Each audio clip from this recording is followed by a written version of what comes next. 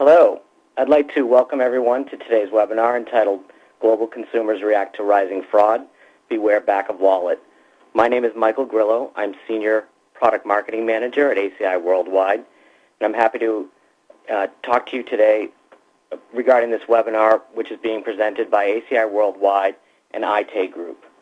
I'll take you through the agenda, introduce our speakers, and then work as the moderator at the end of the session for Q&A. First, we'll cover who the speakers are. We'll talk a little bit about the research approach. We'll then get into the research results from the survey that ACI did earlier this year and the report that was provided by IT Group. We'll talk about global trends, breaking it down into the various geographies, cover year-to-year comparisons, identify key trends, and then articulate recommendations for financial institutions. Then we'll talk quickly about ACI Worldwide and get to your questions and answers. Today's speakers include Mike Brats, Senior Vice President and Product Line Manager at ACI Worldwide. Mike is responsible for the product strategy, roadmap, and delivery of ACI Payments Fraud product line, which include Proactive Risk Manager and ACI Case Manager. Prior to ACI, Mike was Senior Vice President and General Manager at Memento, a provider of enterprise fraud management solutions. Prior to that, Mike held executive-level marketing and product management positions at BlueSocket, Tango, and Optient. Before holding those positions, he was a strategy consultant with Bane and Company, working with clients in the enterprise software and financial services industries. Mike started his career as an officer in the U.S. Air Force, where he attained the rank of captain. Shirley Insko is a senior analyst with IT Group, covering fraud, data security, anti-money laundering, and compliance issues. Shirley brings to IT Group 30 years of banking experience in enterprise fraud and payment issues. She has served as the chair of the BITS Fraud Reduction Steering Committee and the co-chair of Early Warning Services Advisory Committee.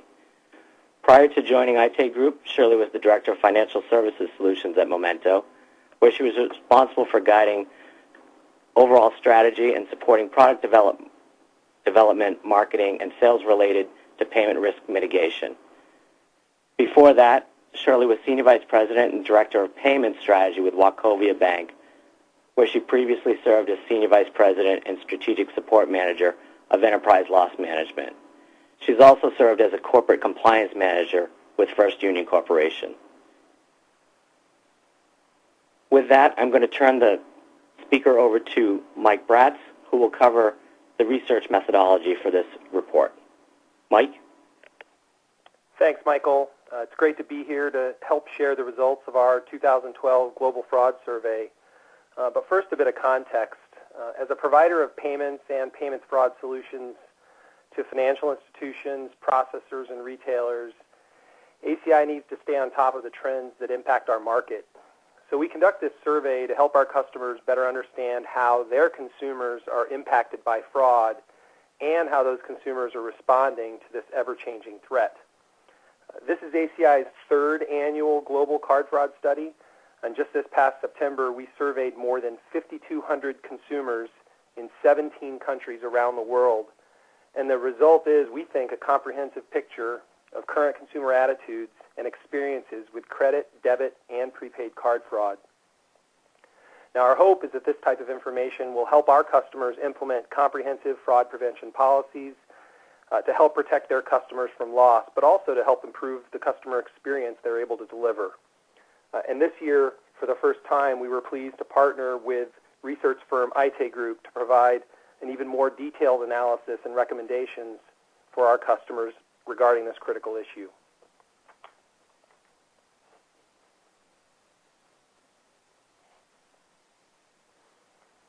So before we get into the details that are going to be provided by Shirley, I'd like to give you some highlights from this year's survey. And I'll start with the obvious. First of all, fraud is not going away. It continues to be an issue for consumers and financial institutions, processors, and retailers. As a highlight, 1 in 4 respondents to the survey this year have been victimized by fraud in the past 5 years. And banks are at risk of losing those customers if they don't manage fraud appropriately. more than half of the cardholders in this year's survey moved to cash or some other alternate payment method instead of the card that was affected by the fraud post the fraud event. And more than any other fraud-related threat, consumers, I should say, fear identity theft. They want their information protected because they've come to realize that identity theft eventually leads to, at best, a major inconvenience, and at worst, of course, the loss of funds. And despite these fears and our efforts to educate educate them, consumers continue to do certain things to put themselves at greater risk of financial fraud. The types of behaviors we're going to cover and that we asked about in the survey include throwing documents containing sensitive information in the trash, writing down PINs and carrying that PIN number with their card, shopping online using public unprotected computers, and others.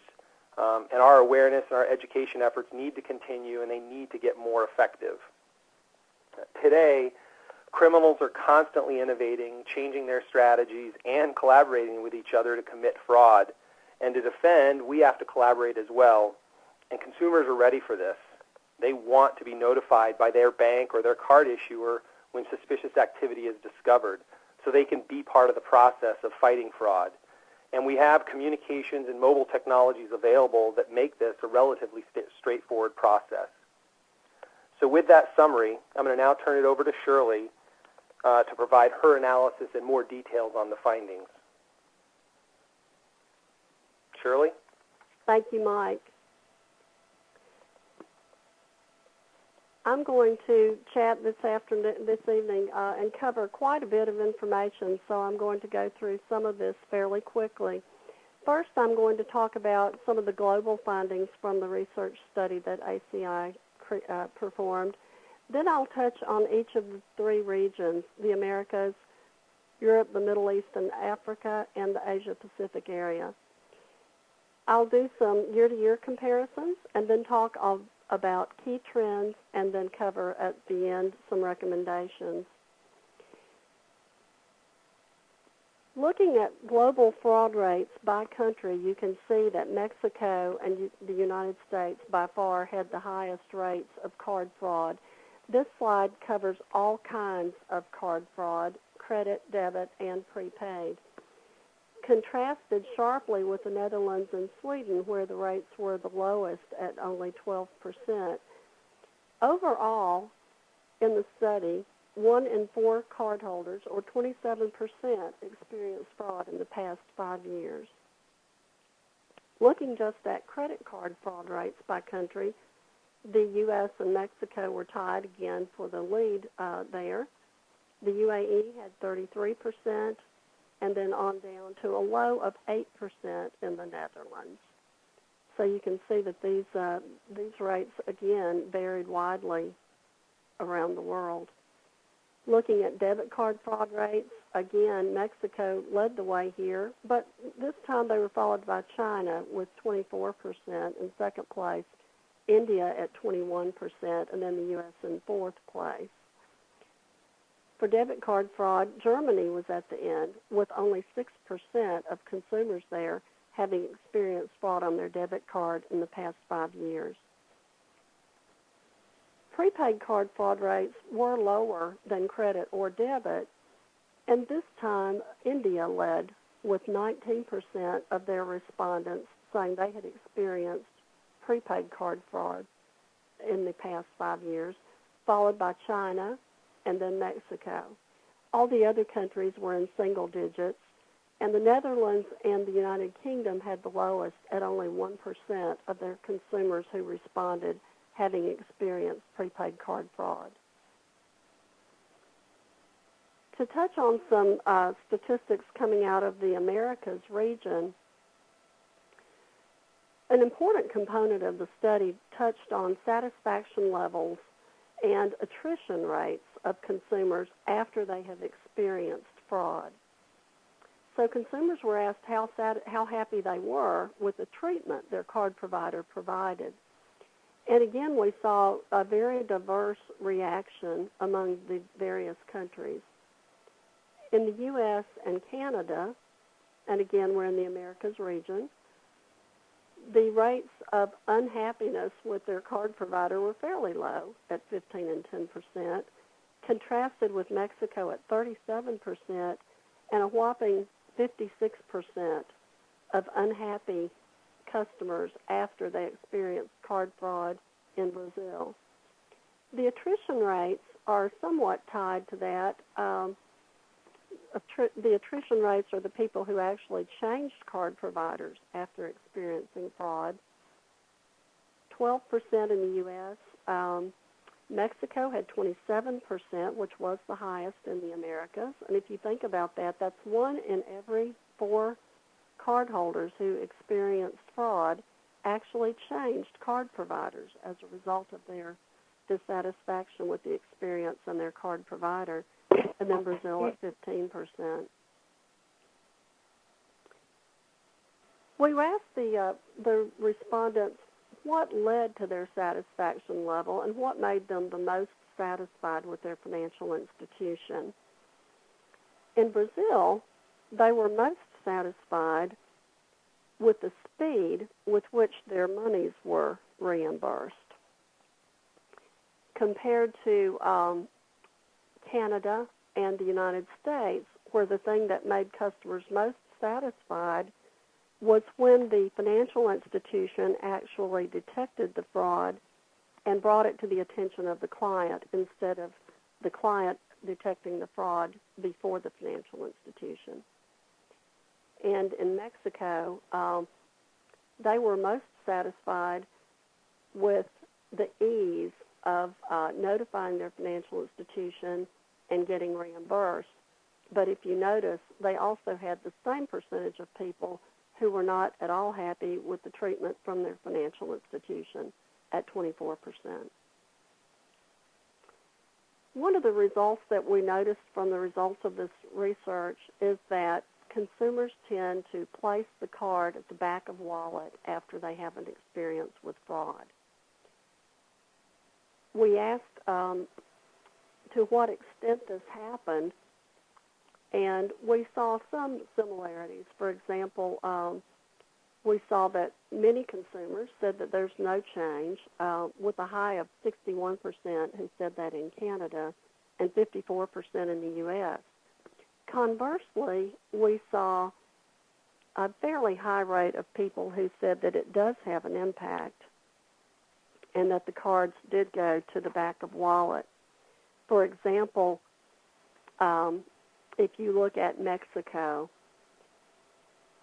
only 29% of the respondents said that it had no impact, with 12% saying that it impacted their behavior in all situations, and 56% saying that it just impacted their behavior in some situations. And then there were 3% who said that it caused them not to use their debit card at times, but didn't really impact their credit card payment behavior. I think that if you think about the implications of this in terms of the reduced volume of transactions that they're using when that card goes to the back of wallet, and the income reduction experienced by their card issuer when these rates of consumers are reacting in this way, it can really be a costly issue for the issuer. Mike mentioned earlier that we looked at some risky consumer behaviors, and I wanted to touch on some of those. Some of those behaviors that we looked at, for example, in Brazil, you see that 16% of respondents said that they made a note of their PIN and carried it with them or kept it with their card. And that's obviously something that financial institutions discourage their customers from doing, because if their card is lost or stolen, the PIN is also often compromised if it's with it or written on the card. We saw a very high percentage of people who said that they had thrown bank statements in the garbage. That's of concern, because there are still people out there who are dumpster diving and looking through trash to get sensitive information. And then again, some double-digit figures in 3 of the 4 countries where people were using online banking or internet shopping without proper security software or using a public computer that may not be secure. Consumers said that when they experience fraud or when their financial institution detects fraud, largely they prefer to be contacted by a call to their mobile phone, with the exception in Canada where they prefer a call on their home phone, and in the U.S. where their first preference is an email or a call to the home phone. And I'm going to skip over to Europe, the Middle East, and Africa in the interest of time. Here we saw satisfaction levels and attrition rates that covered a very broad spectrum, from a high in Italy of 57% of unhappy customers after their fraud experience to a low of 13% in Sweden. Conversely, the percentage of consumers who actually changed card issuers was only 15%. I say only, that's a very high rate. But it does compare more favorably than the UAE or Germany, where the attrition rates were 27% and 26% respectively. So at least that was better. And even in the countries where the attrition rates were the lowest, Sweden and the Netherlands, they were at 9%. So if you think about losing about 1/10 of the consumers who actually change providers after a fraud experience, that is a lot of customers that you risk losing due to this fraud experience and their dissatisfaction afterwards. In looking at satisfaction level factors in EMEA, we saw that, again, many consumers have a strong preference for their financial institution detecting the fraud and making them aware of it. In fact, that was the number one item listed by consumers in every country here except in South Africa. And in South Africa, the consumers responded that they were at 27% happy with all aspects of their treatment from their financial institution, and another 20% who were happiest with the speed with which their institution reimbursed their money. So obviously, consumers strongly prefer a financial institution with a strong fraud prevention program that often detects the fraud and brings it to their attention before they're negatively impacted and detected on their own. Again, we asked consumers if they had received we asked consumers about their payment behavior after they experienced fraud. And we saw again that there is quite a bit of impact, although there are a lot of consumers, again, who said no, that it did not impact their payment behavior. You can see that in several countries, and looking at this slide, there are high rates of consumers who said yes, in all situations or in some situations, they did change their payment behavior and use cash or an alternative payment method, such as writing a check, for example. And again, those revenue implications are quite strong when consumers at some of these rates are putting the card in their back of the wallet. For example, some of the highest rates were in the UAE, where 12% said all situations, 45% said in some situations, and another 2% said that they used cash instead of their debit card but not their credit card.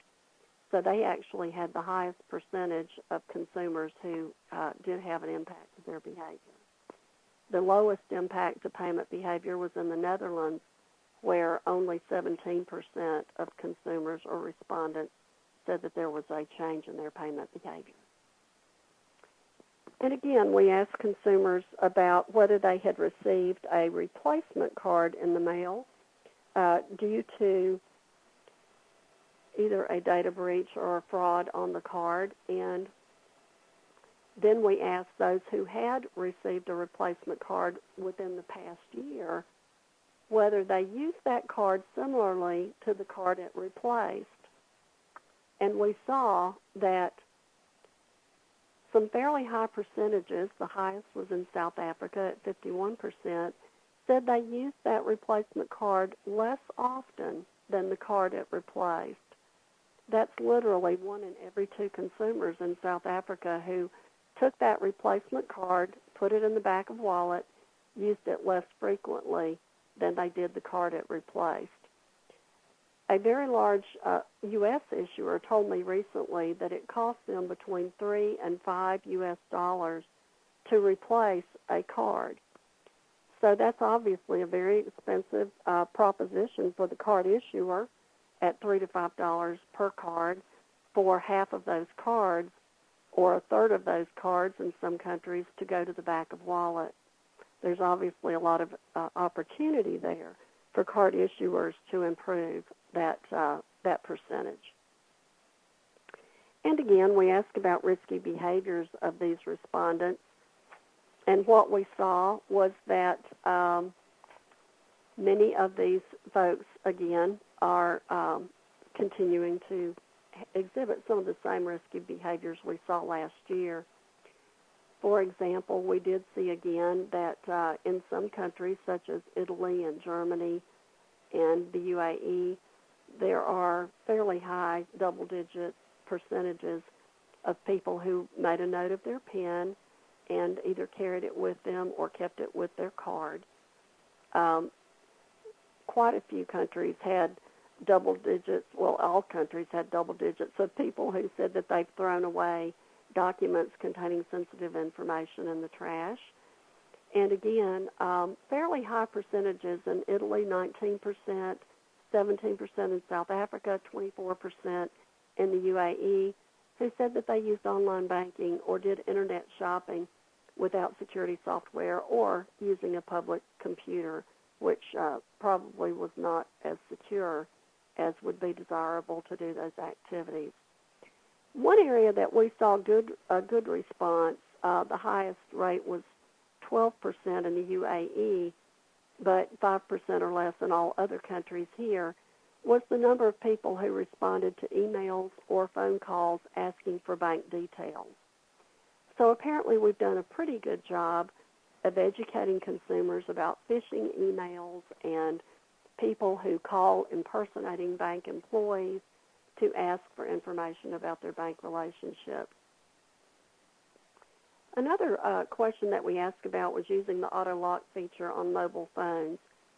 That's going to become increasingly important as more and more people use their mobile phones to conduct financial transactions and to make purchases in a more commonplace way.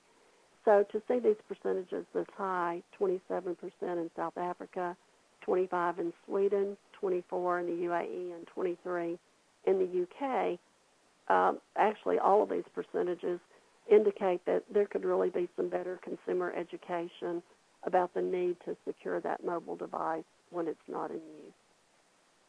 Looking at how consumers in this region prefer to be contacted, again, there was a strong preference for mobile phones and for text messages and email, with the exception of the Netherlands, where they really prefer that phone call to their home, and I believe Italy was the only country that said their first preference was text messages, although many countries had a strong preference for that as their second option.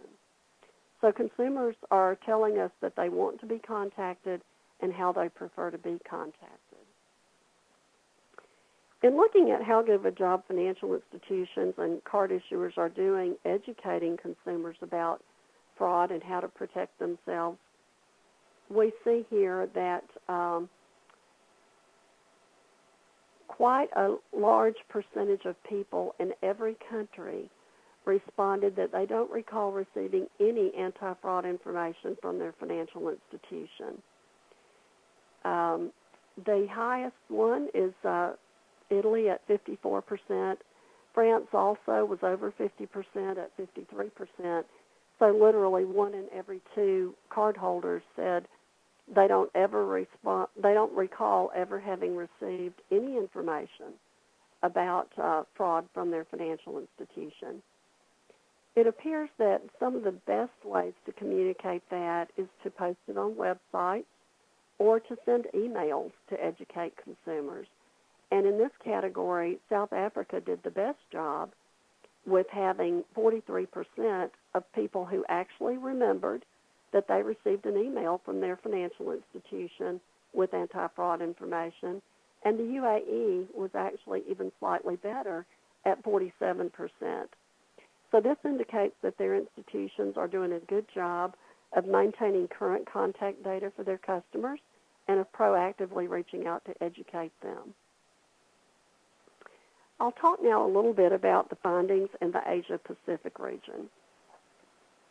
In looking at satisfaction levels there, you can see that we have, by and large, a very dissatisfied consumer populace after experiencing fraud, where in all but Australia, there was over a 50% rate of unhappiness from this polled group after the fraud experience, unhappy with their financial institution's treatment of them. This was followed by a very strong attrition rate in those same countries, where it ranged from 40 to 45% of consumers who said that after they experienced fraud, they actually changed their card provider.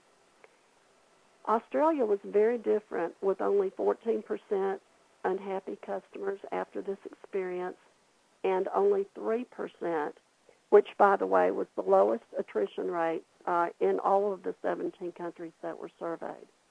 So they're obviously doing something right in Australia to keep customers more satisfied and happier with their treatment when they do experience fraud. In looking at what made the customers happiest in this region, we can see that, again, people really appreciated it when their financial institutions detected the fraud and brought it to their attention rather than the opposite happening. We also see that in Singapore, for example, they really appreciated the speed with which their financial institution replaced their card. I believe that was the highest rate of any of the 17 countries. So people in Singapore, I'm assuming, must use their cards fairly heavily since their emphasis was on the speed with which it was replaced. China, for example, the consumers there at 27% appreciated how easy it was to notify the financial institution and to get reimbursed. And in looking at back-of-wallet behavior after they experienced fraud, we see that Australia led the way in no changed behavior at 58% of consumers. So if you think about that, the very best country had 42% of consumers who changed their behavior and increased that back-of-wallet behavior after a fraud experience, which is, to me, a very amazing percentage of people who actually put these cards in the back of their wallet after experiencing fraud. And again, we looked at replacement cards to see if similar trends prevailed there. We asked if they had received a replacement card in the past year, and then we asked, as a result of that card being sent to them due to a data breach or fraudulent activity on it being detected, if they used the replacement card less than the original, and saw some very startlingly high percentages in China, India, and Indonesia, where it was 73 to 78% of consumers who said, yes, we use those cards less. And the irony of that is that they received the replacement card as a safe card to use rather than the original card that they had, and yet there was something that got lost in that message, and consumers didn't trust that new card and put it in the back of their wallet at an amazingly high rate. Looking at risky consumer behaviors in these countries, we see again the propensity to throw bank statements in the trash without those being shredded. I'm not familiar with practices in every country, so one thought that occurred to me, for example, in China, where you see 51% of people do this, in India 45%, Singapore 50%. Perhaps in those countries they don't print the full account number, and they take extra pains to take out any sensitive data out of those statements, and so that's what I'm hoping anyway, due to these very high rates. And looking at the responses to emails, phishing emails perhaps, or calls that purportedly are from bank employees or someone asking for bank information, India led here with 23% of people saying that they did respond to such calls and emails. That is a fairly high rate.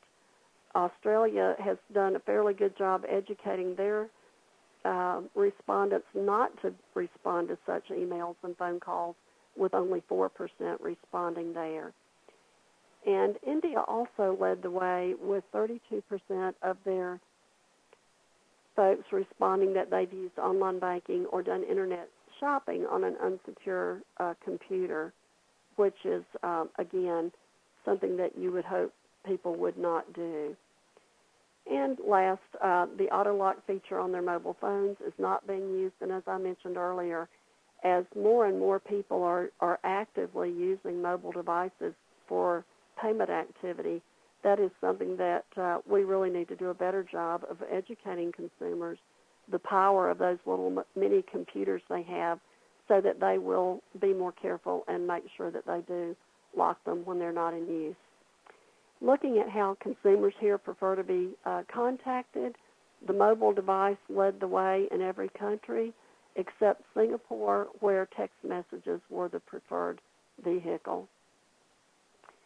And here, and looking at how good of a job financial institutions are doing providing guidance or tips to protect against fraud, India led the way with 51% of their consumers responding that, yes, they had received an email from their financial institution with such information on it.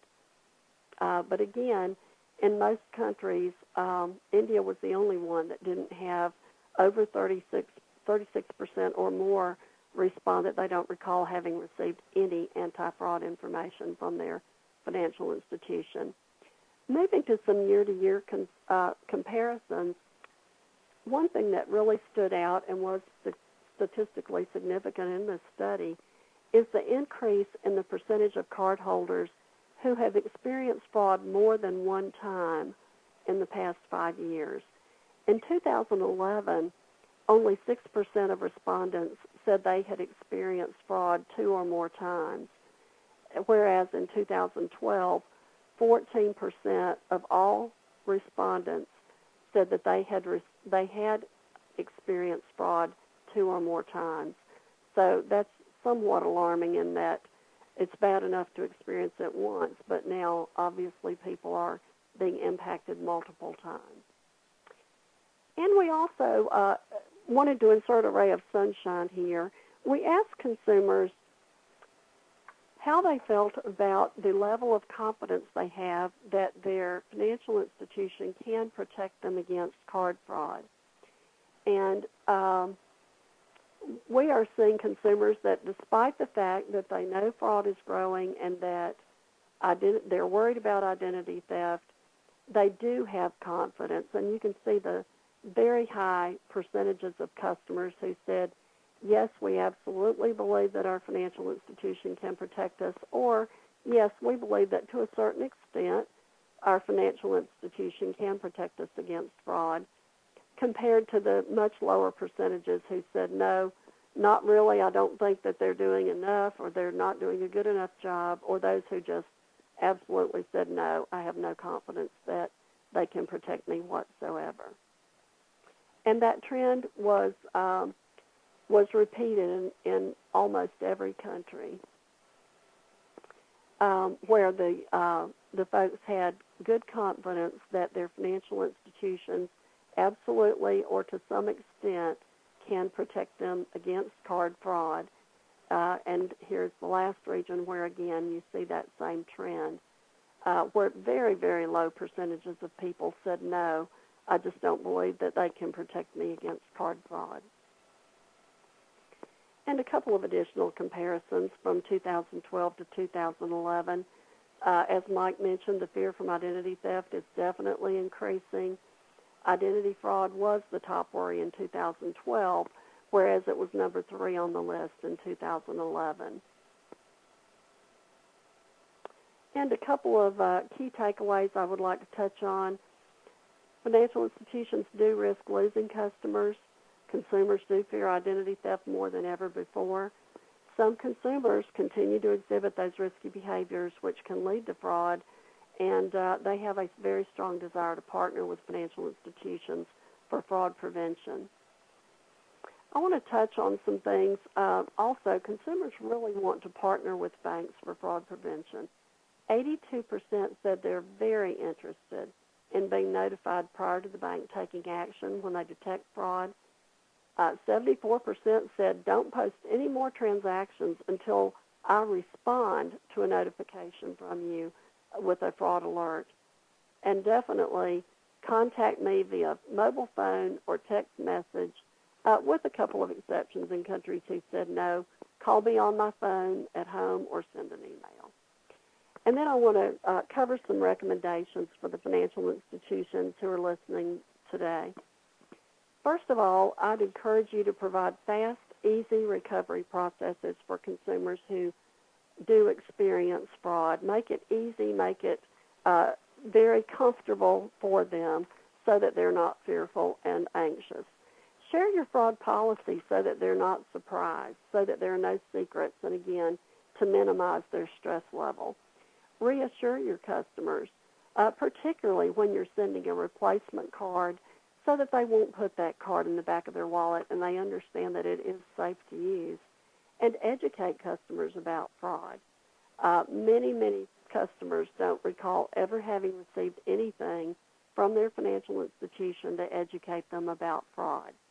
Use telephone and text, so keep that customer data current so that you can reach out and be proactive in contacting your customer in the way they prefer. Enlist them in combating fraud. And it's important for the financial institution itself to have good fraud detection systems so that they can demonstrate that they are being proactive and meet that need that most consumers said they have to be contacted proactively by their financial institution to detect fraud. And now I'm going to transition back to Mike Brats, who's going to give a brief ACI overview and then take us into Q&A. Great, thanks, Shirley, and thanks for taking us through those really interesting findings. As Shirley mentioned, I'm just going to take a few minutes and provide an overview of ACI.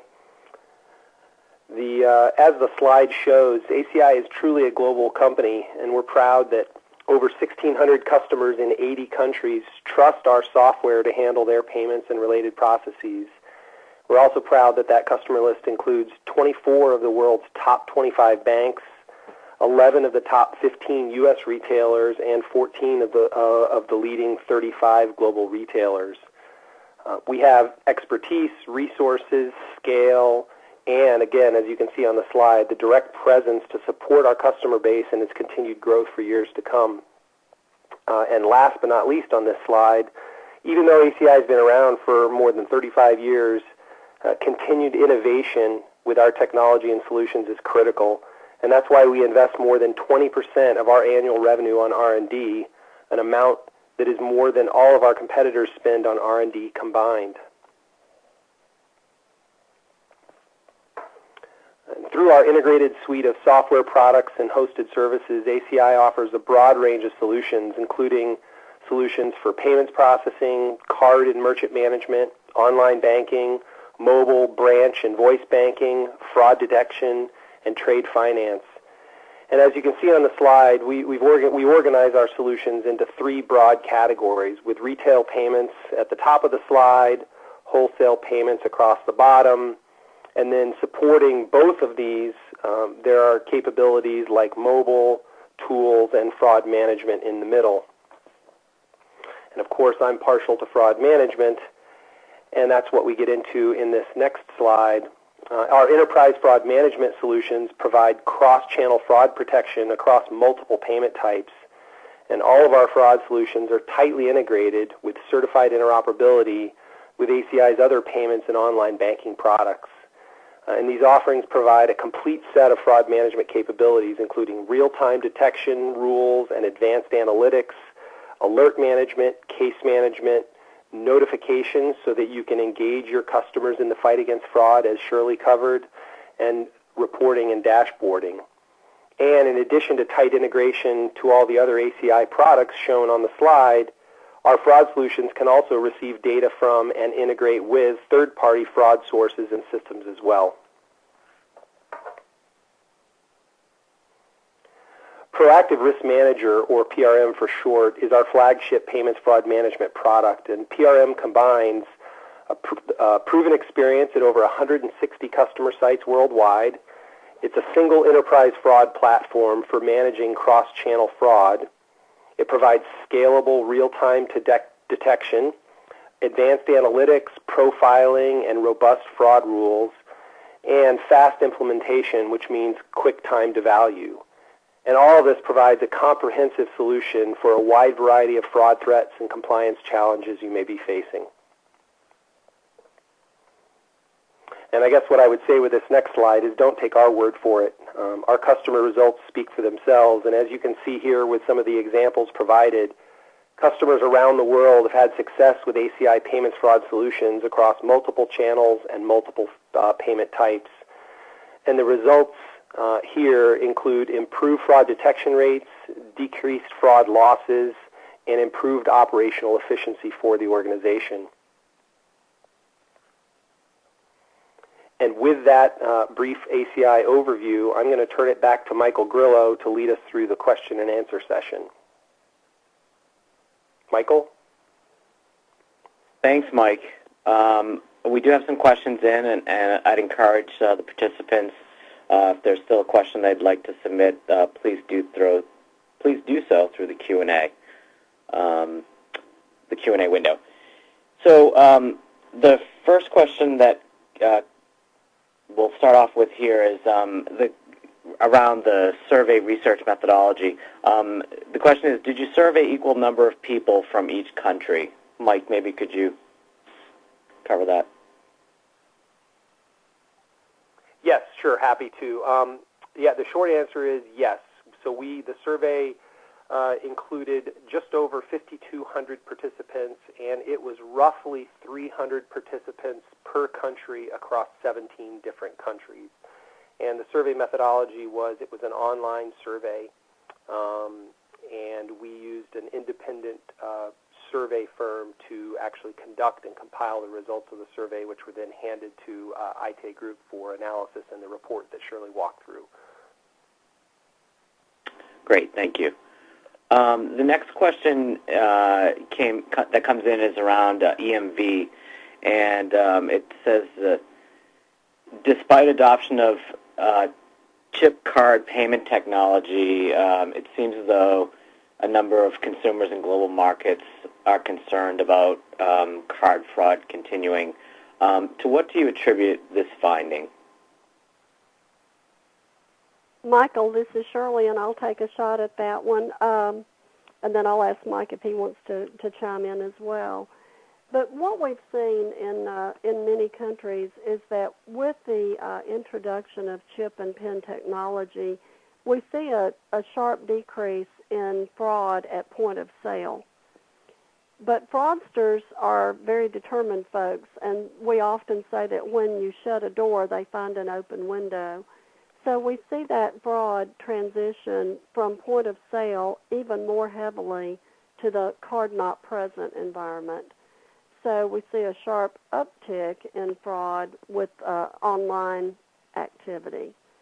And I would say that that's probably one reason why we continue to see the high rate of fraud with cards.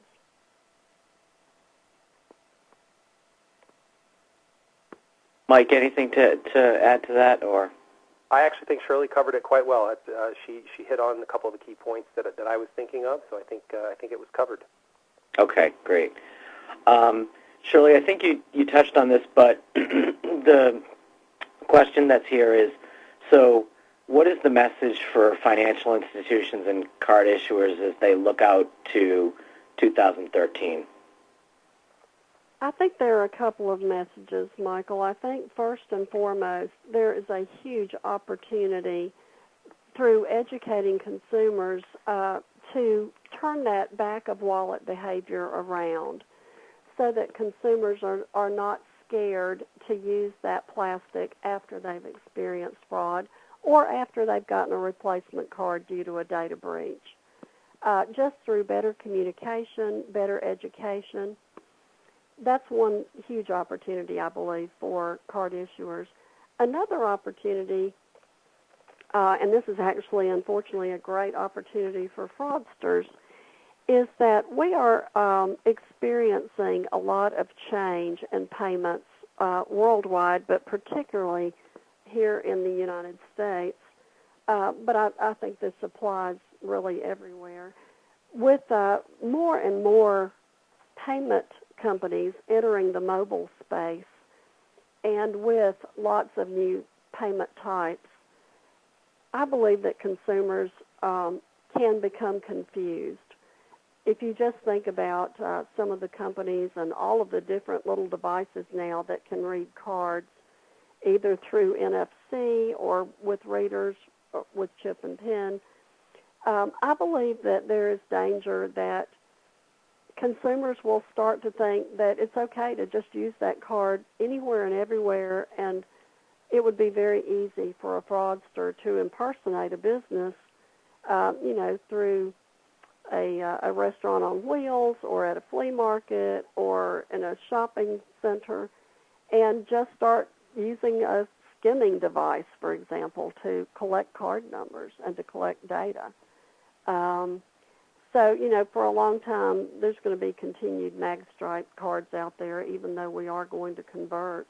Not all cards will be converted. And so I think that when people are confused, fraudsters take advantage of confusion to commit more and more fraud. And so I think it's just vitally important that financial institutions do a good job of education and communication. Yeah, and Michael, I would add to Shirley's point with one thing, just to kind of follow up on her last point there, which is, as the survey revealed, consumers really do want to be notified. In other words, they want to be kind of brought into the fight against fraud. And while there is a proliferation of payment mechanisms and access that is becoming available because of technology is also making it easier for card issuers and financial institutions and retailers to communicate with their consumers when suspicious activity is detected. And so I think, in terms of looking forward to 2013, this is an opportunity that kind of the community has to engage those consumers, communicate with them. This is what they want. The technology is available. ACI has solutions for communicating to consumers when fraud is detected on their accounts. So I would say that's one of my big takeaways from the survey was that we really need to collaborate with our customers to help fight fraud. I think those are great points, and I think I recall even in the research results and the recommendations, Shirley, while it's not a focus of this group, I know one of the things that you included in there was also working with making sure that the financial institutions and the local agencies, government work together to educate the customers and make people aware of fraud. And I know there's some recommendations in there for the government agencies as well. Yes, that's exactly right, Michael. There was a consistent theme worldwide where most respondents did not feel that governments and law enforcement were doing enough to fight fraud, or that they were not fighting it effectively. And so I think financial institutions certainly can partner with as you said, governmental agencies and law enforcement to do a better job with that. Great, thank you. Okay, well, I think we've covered all of the questions that have come in. So with that, I'd like to thank all of our participants for joining us today. I'd like to thank Mike and Shirley for taking their time to discuss the results of the survey and the approach. I think hopefully most people found it informative. We will make a replay of this webinar available to you, and you'll receive a notification via email, as well as if you haven't had a chance to download the report, I'd encourage you to go to the ACI website and do so. And if not, either way, we will send you a link to the report so you can have time after the fact to take a look. And there's a lot of very interesting data in there, so I'd encourage you to do so. So again, thank you everyone for your time today, and have a great day.